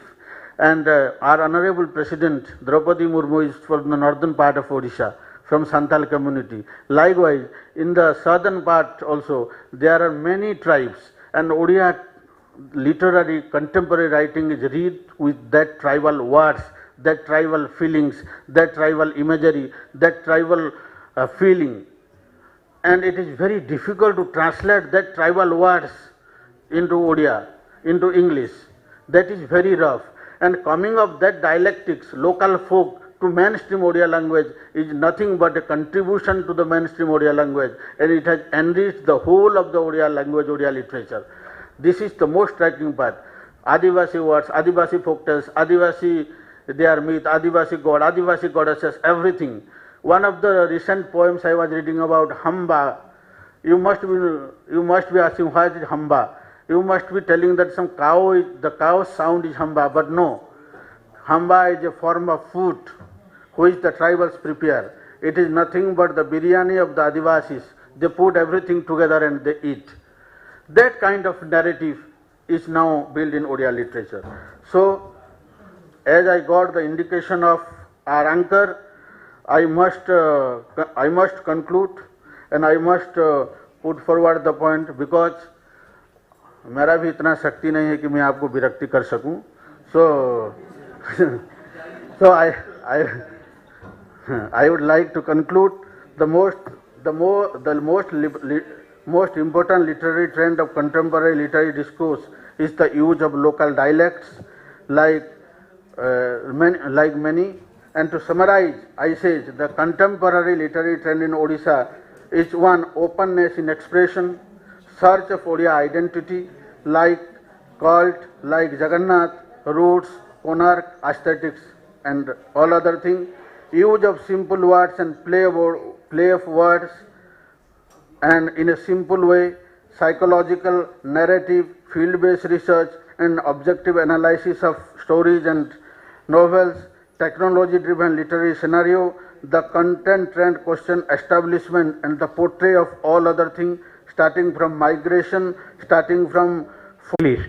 I will submit myself in English. Yeah, best. Yes, definitely. Thank you very much. Yeah. Yes. No, sambar is from Tamil. We are all chutneys. Telugu is chutney.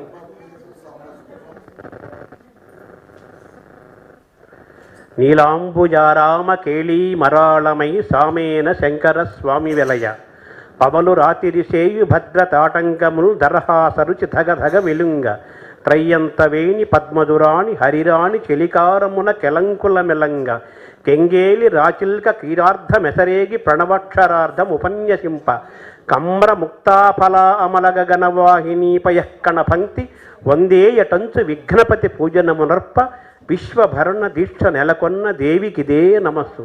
This is one of the poems rendered extempore my grandfathers, who were very much famous in the literature of extempore, that is called Avadhana Vidya. My grandfathers are the poets of poets. They used to be the most eminent poets of Telugu literature, particularly in Avadhana Vidya. Avadhana Vidya is nothing but an attentive poetry. It is derived from Vedic culture. Earlier, everybody, Sanskrit Pandits used to render poetry extempore. The same is the case with Telugu also. To begin with, I rendered the poem.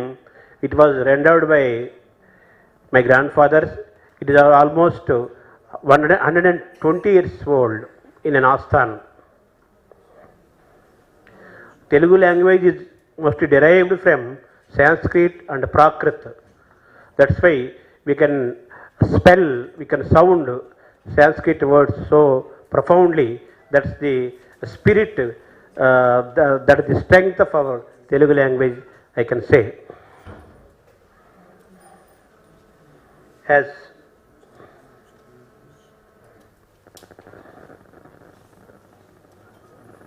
contemporary literary trends, literature takes various forms in every era.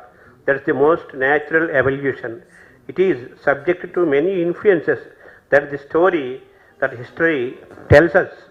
The word literature is a great tree, Mahavriksha. It has many branches. There are many who rest in the shade of the big tree, that is literature. Music and literature have played a great part in the evolution of human civilization and our happiness together. They will enrich our civilizations forever and forever. New developments are taking place in Telugu literature as well. New voices are being heard. Poems, mini poems and songs keep going on and on. The craze for Telugu film songs continues to grow in the contemporary Telugu literature.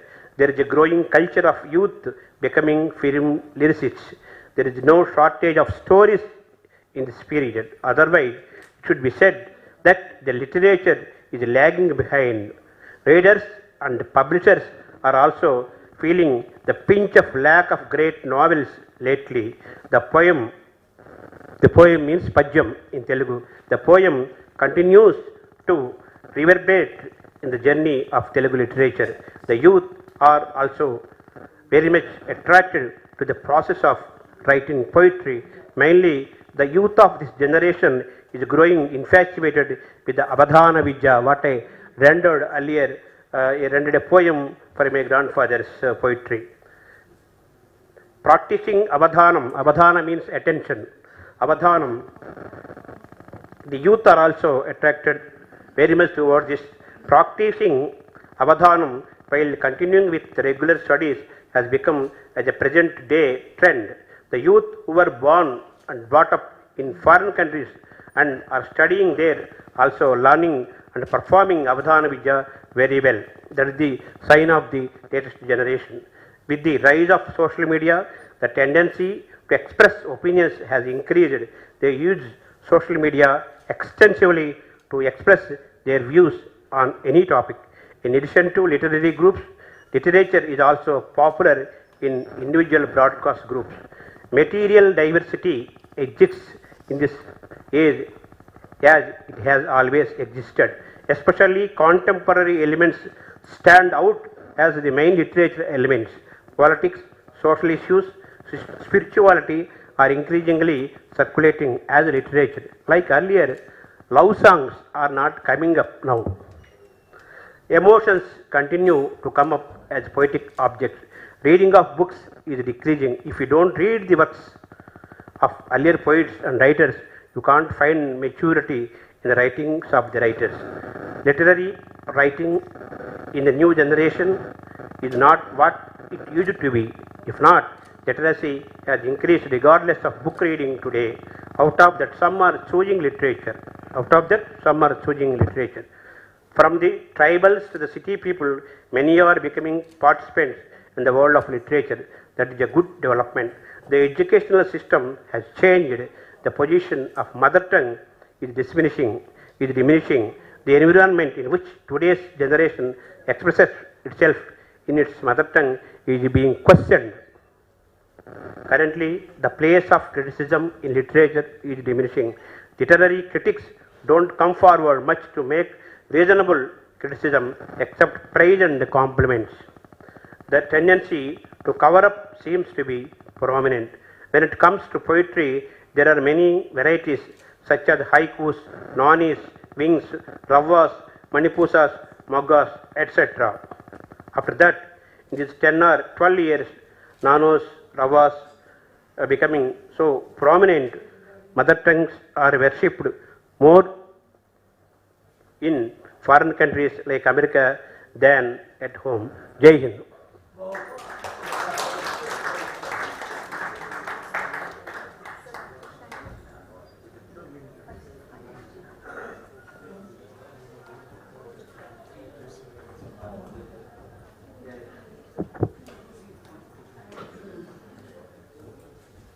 धन्यवाद। 2-3 minute में खास तो हमारे मित्र कुछ समय के बाद पधारे यहाँ, अरुण कमल, नए इलाके, हाँ जितेंद्र जी, नए इलाके, उस पर मैंने लिखा था। ये भी बड़े अच्छे कवि और समीक्षक हैं और उनको देखकर याद आता है कि कविता लिखने वाले के मन में कुछ सामाजिक समझदारी भी होनी चाहिए। मार्क्सवादी हो या न हो, लेकिन उसके सामने मनुष्य समाज सब हो। तो इस प्रकार के बड़े महत्वपूर्ण कवि हैं। उमा शंकर जी ने करीब 50 साल पहले एक लंबा लेख लिखा था, भारतीय लेखक की खोज भारतीयता की। इसमें इन्होंने 4 उपन्यासकारों की बात की थी। बंगला के विभूति चरण के उपन्यास आरण्यक, हिंदी के रेणु जी के मेलांचल, मराठी के गारंबीचा बापू और गुजराती के पन्नालाल के मानवीनी भवाई। इन चारों की चर्चा करते हुए असल मूल भारतीयता क्या है ये इन्होंने समझाया था। और ये भी हमें फेसबुक के ज़माने में भी भूलना नहीं है कि क्या है भारतीयता, क्या है भारतीय संस्कृति। ये साहित्य अकादमी ऐसा आयोजन करती है तो इसका रहस्य यह है कि हम एक जो भारत है, एक हृदय जो भारत है, उसको आत्मसात करें और हम परस्पर वैयक्तिक रूप से भी एक दूसरे को जाने। ऐसे कई अवसर मिले होंगे हम लोगों को जो वैयक्तिक रूप से हमने बात की होगी। ये जयदेव और विद्यापति तो कमाल है, इन्होंने सारे देश को धन्य कर दिया, केवल साहित्य को नहीं, फिल्मों को, नाटकों को भी। विद्यापति की एक गोपी पूछती है दूसरी से, सखी की पूछे सी अनुभव मोए, सही पीरती अनुराग बखानत तिल तिल नूतन हो। तो विद्यापति फिल्म भी बनी थी उस जमाने में, अद्भुत बनी थी। और जयदेव तो कहाँ कहाँ नहीं पहुँचे हैं। जयदेव का जो छंद है वो भी कहाँ पहुँचा। हाँ, और ये वहाँ जो आपका उड़िया का ओडिसी नृत्य है ना, अज्ञे जी कहते थे कि ये सबसे प्रिय है मुझे। इस नृत्य में जो बारीकियां हैं, लय विन्यास है, तो ये जो हमारी परंपरा पूर्व से सारी नदियां जिस दिशा में, जिस गति से बहती हैं। और प्रबोध ने सुबह कहा था कि तमिल, उसका कहना यह था कि संस्कृत से भी पुरानी। ऐसा तो नहीं कहना चाहिए, सब विवाद का विषय है, लेकिन अपने आप में बहुत पुरानी और बहुत समृद्ध भाषा है तमिल। और ये कन्नड़ का साहित्य भी कितना समृद्ध है। अनंत मूर्ति का उपन्यास सारे देश में संस्कार, विवादास्पद भी रहा। कुर्तकोटी एक समीक्षक गुजरात में थे, तो वो तो कहते थे कि अनंत मूर्ति के जो प्रश्न है इसका उत्तर है हमारे पास। लेकिन ऐसे कई अच्छे, अभी भैरवा बहुत ही विख्यात हैं और बहस उन पर होती है, भैरप्पा तो जरा स्वस्थ नहीं है लेकिन आए हैं, आपने देखा हो तो वो भी बहुत है। वो बिल्कुल निर्मम होकर लिखते हैं, जो मानते हैं वो लिखते हैं, कोई द्वेष नहीं है, लेकिन लिखते हैं जो उनको लगता है। अज्ञे थे, अज्ञे ने प्रेमचंद को याद करते हुए एक बात कही थी।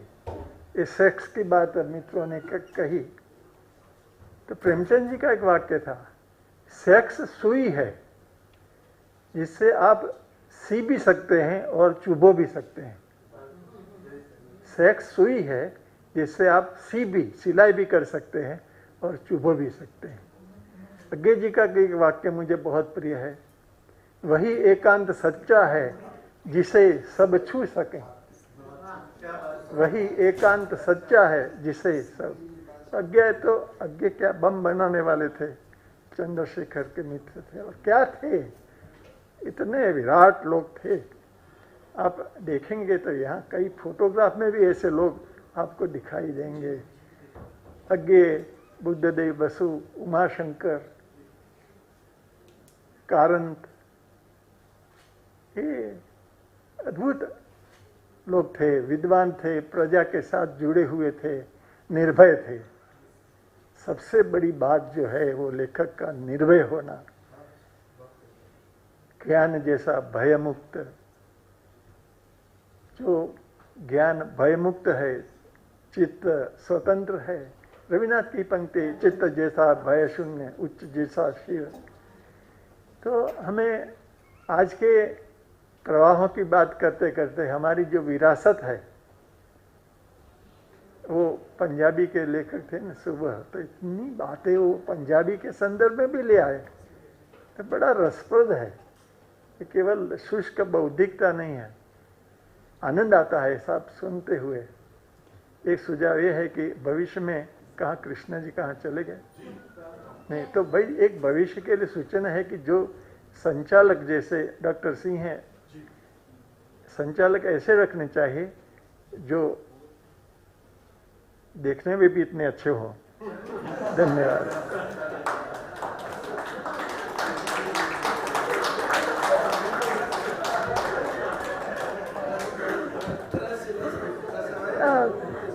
Thank you so much, sir, for all your humble words.